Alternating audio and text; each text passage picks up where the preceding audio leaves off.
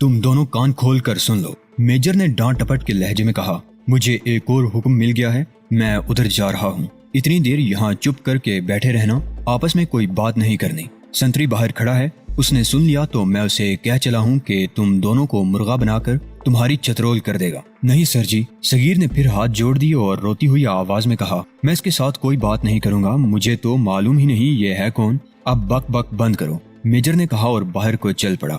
Major ने बाहर निकलकर बाहर वाला बोर्ड चढ़ा दिया, जिसकी आवाज कमरे में सगीर और मुन्नी को सुनाई दी। सगीर ने मुन्नी की तरफ देखा और सरगोशी में कहा, दफा हो गया है, इतनी जल्दी वापस नहीं आएगा। सगीर ने मुन्नी की तरफ झुककर सरगोशी में कहा, उसे मेरी मौजूदगी में हुक्म मिला था, जल्दी जल्दी बताओ तुम सब लोग पकड़े किस तरह गए हो, पहले तुम बताओ। मुन्नी ने पूछा, तुम इस फंदे में किस तरह आ गए हो? तुम तो इंडिया चले गए थे, मैं अभी सरहद में दाखिल ही हुआ था। सगीर ने कराहती हुई नहीफ सी आवाज में जवाब दिया, जरा सा भी इशारा मिल जाता तो मैं इस तरफ का रुख न करता। सरहद पार कर ली थी, लेकिन पाकिस्तानी रेंजर्स ने पकड़ लिया और उसी रात यहाँ ले आए। मालूम होता है किसी ने हमारे रिंग के साथ गद्दारी की है, अपने किसी मेंबर ने गद्दारी नहीं की। मुन्नी ने कहा, ये लूसी और मेजर उस्मान की बेएहतियाती का नतीजा मालूम होता है। उड़ती उड़ती सुनी थी कि लूसी ने मेजर उस्मान की बीवी को अपना कराची का फोन नंबर दे दिया था। ये तो मुझे अच्छी तरह मालूम है कि उस्मान अपनी बीवी को बेवकूफ बना रहा है और इसमें लूसी भी शामिल थी। लूसी उस्मान की बीवी को फोन करती रहती थी। फिर क्या हुआ ये हम में से कोई भी नहीं जानता। क्या तुमने इकबाले जुर्म तो नहीं कर लिया? इकबाले जुर्म कर लेता तो क्या मेरी ये हालत होती? सगीर ने और ज्यादा कराहती हुई सरगोशी में कहा, ये तो मेरी हिम्मत और बर्दाश्त है कि मैं बैठा बातें कर रहा हूँ, कोई और होता तो वो बेहोश पड़ा होता।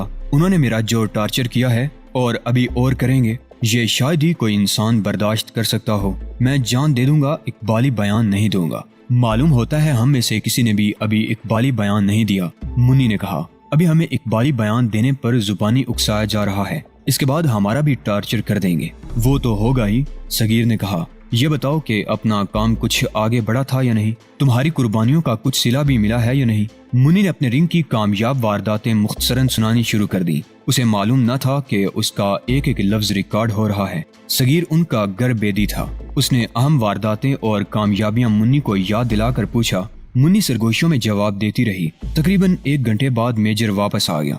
बाहर से दरवाजे का बोल्ट खुलने की आवाज कमरे में आई तो दोनों एक दूसरे से हट गए और सगीर ने सर मेज पर रख कर कराहना शुरू कर दिया। मेजर ने अंदर आकर मुन्नी को पुकारा और कहा कि वो उसके साथ चले। मुन्नी फौरन उठी और मेजर की तरफ चल पड़ी। मेजर उसे ले गया और दरवाजा फिर बाहर से बंद हो गया। कुछ देर बाद ये मेजर फिर कमरे में आया। अब इस रिंग का लीडर महेंद्र आहूजा उसके साथ था। मेजर ने उस हिंदू रिंग लीडर को उसी कुर्सी पर बिठा दिया जिस पर मुन्नी को बिठाया था। फिर सगीर और महेंद्र को डांट टपट के लहजे में वही बातें कही जो उसने मुन्नी को यहाँ बिठा कर कही थी। सर जी, सगीर ने हाँपती हाँपती आवाज में बड़ी ही मुश्किल से कहा, मेरे लिए तो सांस लेना भी दुश्वार हो रहा है और आप कहते हैं कि आपस में कोई बात ना करना। इतना कहकर सगीर इस तरह हाँपने लगा जैसे उसकी सांसें तहबाला हो गई हों और वो मुश्किल से ही संभलेगा। मेजर ने उसे डांट दिया और कमरे से निकल गया। बाहर से बोल्ट चढ़ने की आवाज आई तो सगीर ने महेंद्र की तरफ देखा और ऐसी हालत बना ली जैसे वो बोलना चाहता है लेकिन बोलने की ताकत नहीं।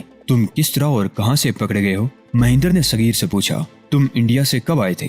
मुझे तुम्हारे आने की इत्तला भी नहीं मिली, मैं सरहद पार करते ही पकड़ा गया था। सगीर ने उखड़ी हुई सांसों को संभालने की कोशिश करते हुए सरगोशी में जवाब दिया, क्या आपको गिरफ्तार होने से पहले इतनी मोहलत नहीं मिली थी कि दिल्ली इत्तला दे देते? कम से कम मैं वहीं रुका रहता।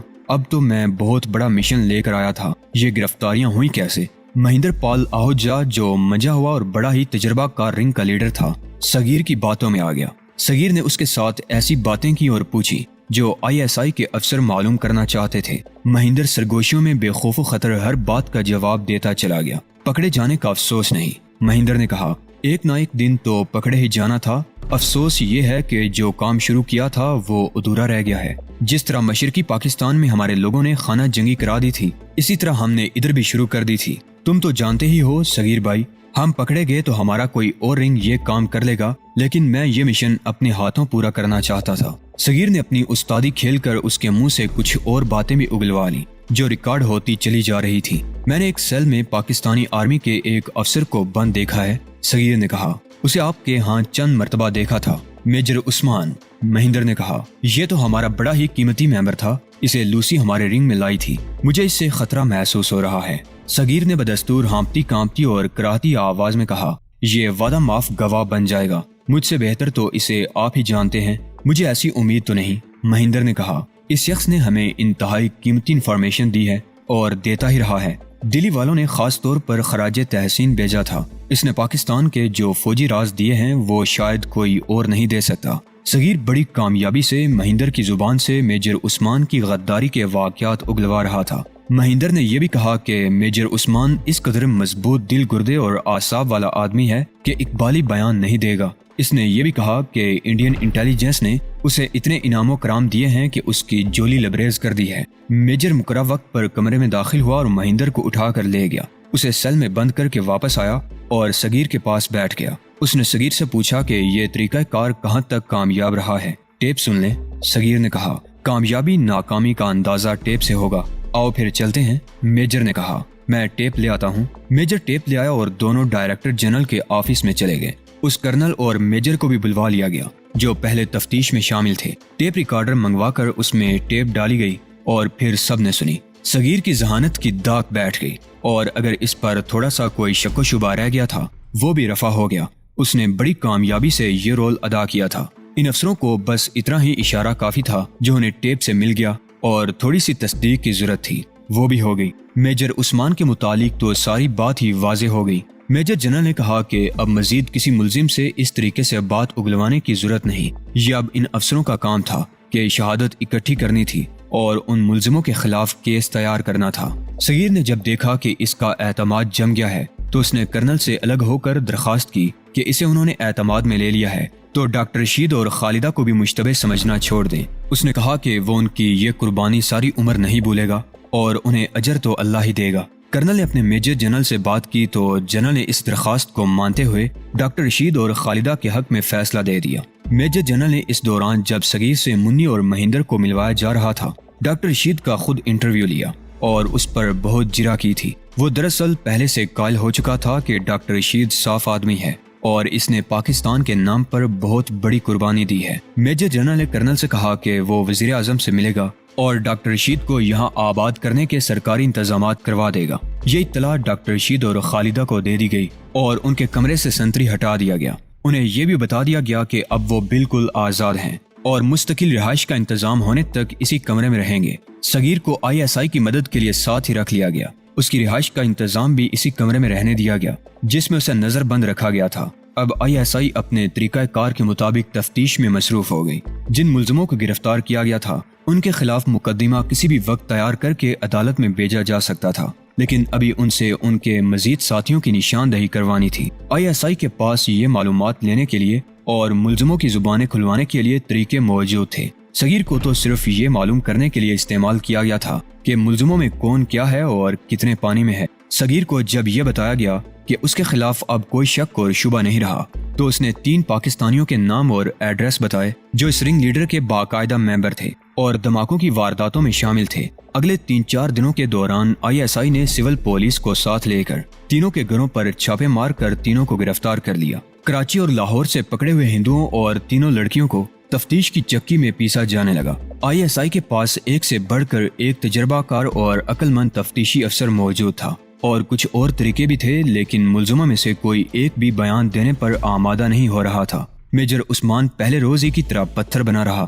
ان سب کی گرفتاری کی خبر کسی اخبار کو نہ دی گئی، نہ باہر کسی کو پتہ چلنے دیا گیا کہ یہ لوگ گرفتار کیے جا چکے ہیں۔ انہیں غیر معینہ مدت تک حراست میں رکھا جا سکتا تھا۔ یہ پولیس کا طریقہ کار ہوتا ہے کہ کسی ایک ملزم کو پکڑ لے تو اس کی خبر تمام اخباروں میں چھپوائی جاتی ہے، مقصد صرف تشہیر ہوتا ہے اور اس طرح پولیس اپنی بدعمالیوں پر پردہ ڈالنے کی کوشش کرتی ہے۔ لیکن ISI کو اپنی تشہیر کی ضرورت نہیں تھی، بلکہ اس محکمے کے کارندوں کے پیش نظر اپنے وطن کا دفاع اور اس کی سلامتی تھی۔ نہ کسی تمغے کا لالچ تھا، نہ نقد انعام و اکرام کا۔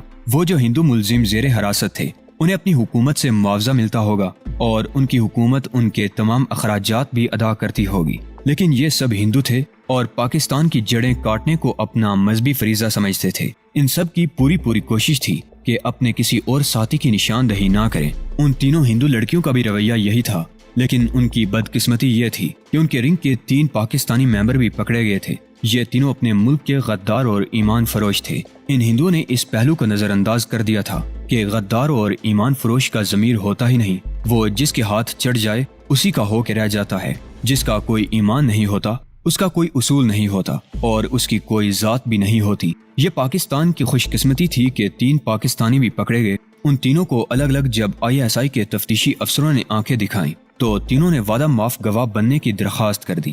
تینوں کو معافی کا لالچ دے کر ان کے بیان لے لیے گئے، لیکن ان میں سے کوئی ایک بھی کسی اور کی نشاندہی نہ کر سکا۔ ان غداروں کو معلوم نہیں تھا کہ ہندوؤں نے انہیں روپیہ پیسہ دے کر اور کچھ عیاشیاں کروا کے ان کی برین واشنگ کر رکھی ہے اور انہیں اپنے مقصد کے لیے استعمال کرتے رہے ہیں اور اپنے رنگ کا کوئی ایک بھی راز ان تک نہیں پہنچنے دیا۔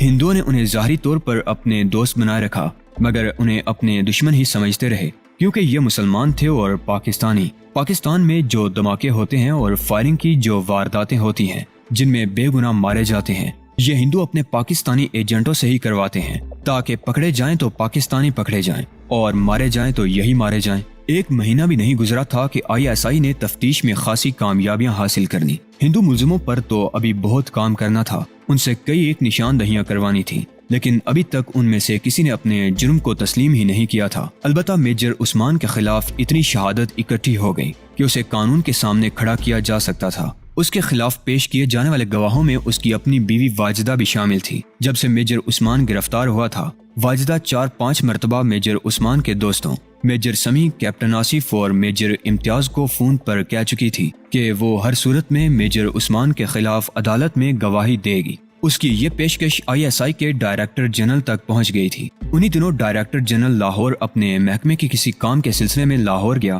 اور میجر امتیاز سے کہا کہ وہ واجدہ کے ساتھ فون پر اس کی بات کرا دیں۔ بات ہوئی تو ڈائریکٹر جنرل نے واجدہ سے کہا کہ وہ اسے ملنا چاہتا ہے، کیا وہ اس کے آفس میں آنا پسند کرے گی یا وہ اس کے گھر آ جائے؟ واجدہ نے ISI آفس میں جانا زیادہ بہتر سمجھا۔ واجدہ وہاں گئی اور ڈائریکٹر جنرل سے ملی۔ ڈائریکٹر جنرل نے اس سے پوچھا کہ وہ کیا جانتی ہے اور اس کا ارادہ کیا ہے۔ واجدہ نے اس کے ساتھ وہی باتیں کی جو وہ میجر سمیع اور کیپٹن آصف اور ISI کے میجر امتیاز کے ساتھ 3-4 مرتبہ کر چکی تھی۔ اس کی جذباتی کیفیت بالکل وہی تھی جو عثمان کی گرفتاری کی خبر سن کر ہوئی تھی۔ ISI کے اس جنرل نے واجدہ سے اس کے اور عثمان کے اغوا کا پورا واقعہ سنا اور پھر ان کی رہائی کی تفصیلات بھی سنی۔ اس میجر جنرل کو میجر امتیاز نے واجدہ کی تمام باتیں سنا رکھی تھی، لیکن جنرل اپنے طور پر تصدیق اور اپنی تسلی کرنا اور واجدہ کو کچھ خطروں سے آگاہ کرنا چاہتا تھا۔ ایک بار پھر سوچ لیں مسز عثمان، میجر جنرل نے کہا، یہ نہ سمجھیں کہ آپ کورٹ میں جو سچ بولیں گی وہ سچ ہی تسلیم کر لیا جائے گا۔ عثمان کے صفائی کے وکیل ایسی جرا کریں گے کہ آپ کے لیے ثابت قدم رہنا محال ہو جائے گا۔ وہ تو بال کی کھال اتارا کرتے ہیں اور اکثر سچے گواہ عدالت میں جھوٹے ثابت ہو جاتے ہیں۔ مجھے اپنے آپ پر اعتماد ہے جنرل صاحب، واجدہ نے کہا۔ میں نے جو چوٹیں کھائی ہیں وہ میری زبان سے سچ ہی کہلوائیں گی، البتہ شہادت اور ثبوت پیش کرنا آپ کا کام ہے۔ میری تو 2 حیثیتیں ہیں، ایک یہ کہ میں پاکستانی ہوں اور دوسرے یہ کہ میں بیوی ہوں۔ عثمان اور اس ہندو لڑکی نے مجھے ان دونوں حیثیتوں میں دھوکے دیے ہیں۔ میں سمجھتا ہوں مسز عثمان، میجر جنرل نے کہا، مجھے میجر امتیاز بتا چکا ہے کہ آپ کتنی زیادہ جذباتی ہیں، لیکن جب معاملہ کورٹ میں جاتا ہے تو وہاں جذبات اکثر معاملہ الٹ دیتے ہیں۔ ضروری نہیں کہ آپ کی جذباتیت عدالت کو متاثر کر لے۔ اصل بات یہ ہے مسز عثمان، میں ڈرتا ہوں عدالت میں ہمارا کیس ناکام نہ ہو جائے۔ میرے بھائی بھی گواہ ہیں جنرل صاحب، واجدہ نے کہا، وہ بھی تو عدالت میں پیش ہوں گے۔ وہ ہمارے گواہ تو ہیں، میجر نے کہا۔ وہ گواہی دیں گے کہ لوسی کو وہ اچھی طرح پہچانتے ہیں اور اسے کراچی کی فلاں نمبر کوٹھی سے گرفتار کیا گیا تھا اور اس کے ساتھ کون کون گرفتار ہوا تھا۔ لیکن جنرل صاحب، واجدہ نے کہا، کیا یہ سوال نہیں اٹھے گا کہ میرے بھائی لوسی کو کس طرح جانتے پہچانتے ہیں؟ بھائیوں کو بتانا پڑے گا کہ انہوں نے میجر سمیع اور کیپٹن آصف کو ساتھ ملا کر لوسی کو اس وقت اغوا کیا تھا جس وقت وہ عثمان کے ساتھ اس کی گاڑی میں جا رہی تھی۔ مجھے وہ واقعہ نہ سنائے مسز عثمان، ISI کے اس میجر جنرل نے کہا۔ وہ میں پورا سن چکا ہوں، لیکن میں یہ واقعہ شاید عدالت میں بیان نہ ہونے دوں۔ کوئی ثبوت نہیں، ہمارے کیس پر اس کا الٹا اثر ہو سکتا ہے۔ صفائی کے وکیل اس واقعے کو جھٹلا بھی سکتے ہیں۔ جنرل صاحب، واجدہ نے سٹپٹا کر کہا، میں حیران ہوں یہ کیسا قانون ہے جو سچی بات کو قبول نہیں کرے گا۔ اس لڑکی کی استادی اور چالاکی دیکھیں کہ میرے بھائیوں نے اسے 2 تالوں میں بند کر دیا تھا، لیکن وہ ان کے ایک نوکر کو ساتھ لے کر فرار ہو گئی اور نوکر کا آج تک سراغ نہ ملا۔ معلوم نہیں اسے ان کافروں نے کہاں غائب کر دیا ہے۔ یہ تو کسی کو بھی معلوم نہیں تھا کہ اس نوکر کو مہندر آہوجا نے قتل کروا کے لاش نہر میں بہا دی تھی۔ آپ گواہی ضرور دیں مسز عثمان، میجر نے کہا۔ لیکن ایک اور پہلو پر بھی غور کرنے، میں اسی معاشرے کا فرد ہوں اور اس معاشرے کی سیاست بازی کو بڑی اچھی طرح سمجھتا ہوں۔ آپ اپنے خامند کے خلاف گواہی دیں گی تو آپ کے سسرال آپ کے دشمن ہو جائیں گے۔ مجھے بتایا گیا ہے کہ وہ کوئی شریف لوگ نہیں، غنڈہ گردی بھی کر سکتے ہیں اور ان کا اثر و رسوخ بھی ہے، وہ آپ کو نقصان پہنچا سکتے ہیں۔ میرا خیال ہے آپ کے بھائی ان کا مقابلہ نہیں کر سکتے۔ عثمان میرا خامد نہیں رہا، واجدہ نے کہا۔ عثمان اپنے وطن کا غدار اور اپنے وطن اور دین کے دشمنوں کا مددگار ہے، اسے میں مسلمان سمجھتی ہی نہیں اور میں کسی غیر مسلم کی بیوی نہیں بن سکتی۔ اگر اس کے ماں باپ اور بھائی وغیرہ مجھے اپنا دشمن سمجھیں گے تو میں انہیں بھی غیر مسلم کہوں گی۔ میں عثمان کے خلاف عدالت میں ضرور پیش ہوں گی۔ میجر جنرل نے دیکھ لیا کہ واجدہ بہت جذباتی عورت ہے، یہ تو اسے یقین تھا کہ واجدہ جو کہہ رہی ہے بالکل سچ ہے، لیکن اس کے سچ کو صحیح ثابت کرنے کے لیے ٹھوس شہادت اور ثبوت کی ضرورت تھی۔ اچھا مسز عثمان، میجر نے کہا، آپ گھر چلی جائیں اور میری اطلاع کا انتظار کریں۔ میں 1-2 دنوں میں آپ کے دونوں بھائیوں کو اور آپ کو بھی راولپنڈی آنے کی زحمت دوں گا۔ وہاں آپ کو بتاؤں گا کہ ہمیں کیسی اور کتنی گواہی کی ضرورت ہے اور کچھ ضروری باتیں بھی آپ کے گوش گزار کروں گا۔ 3-4 دنوں بعد واجدہ اور اس کے دونوں بھائی ISI کے اس میجر جنرل کے آفس میں بیٹھے ہوئے تھے۔ ان کے علاوہ میجر سمی اور کیپٹن آصف بھی وہاں موجود تھے، انہیں بھی لاہور سے بلا لیا گیا اور ISI کی لاہور برانچ کا میجر امتیاز بھی وہیں تھا۔ ISI کا ایک کرنل اور ایک میجر بھی وہاں بیٹھے ہوئے تھے۔ میجر جنرل نے کال بیل بجائی تو اردلی دوڑا آیا۔ میجر نے کہا، اسے لے آؤ۔ اردلی کے باہر نکلتے ہی لوسی کمرے میں داخل ہوئی، اس کے ساتھ ISI کا ایک عہدیدار تھا۔ میجر جنرل نے لوسی کو شفقت اور عزت سے کہا کہ وہ اس کرسی پر بیٹھ جائے اور دل سے ہر خوف اور گھبراہٹ نکال دے۔ ان سب کو اچھی طرح دیکھ لو لوسی، میجر جنرل نے کہا، کوئی ایک بھی چہرہ تمہارے لیے اجنبی نہیں، تم ان سب کو جانتی ہو اور یہ تمہیں جانتے اور پہچانتے ہیں۔ سب سے پہلے یہ بتاؤ کہ تم اتنے دنوں سے ہمارے سیل میں قید ہو، جس کا مطلب یہ ہے کہ تم ہمارے قبضے میں ہو۔ کیا اس وقت تک تمہارے ساتھ کسی نے کوئی بدتمیزی یا بد اخلاقی کی ہے؟ نہیں، لوسی نے جواب دیا، لیکن میں ہر وقت بدتمیزی اور بد اخلاقی کی توقع رکھتی ہوں، میں آخر ملزم ہوں، یہ تمہارے اپنے اختیار میں ہے۔ میجر جنرل نے کہا، اگر تم میرے تفتیشی افسروں کے ساتھ تعاون نہیں کرو گی اور انہیں پریشان کرو گی تو اس کے جواب میں یہ تمہیں پریشان کریں گے۔ یہ بھی دیکھو کہ میں اپنے محکمے کا ڈائریکٹر جنرل اور میجر جنرل ہوں، تفتیش کرنا میرا کام نہیں، یہ میرے جونیئر آفیسر کیا کرتے ہیں، لیکن تمہیں میں خصوصی احترام دے رہا ہوں۔ اب دیکھنا یہ ہے کہ تم اس احترام کا کتنا کچھ احترام کرتی ہو۔ لوسی کا انداز یہ تھا کہ جب بھی اسے اقبالی بیان دینے کے لیے کہتے تھے تو وہ طنزیہ انداز سے انکار کر دیتی تھی۔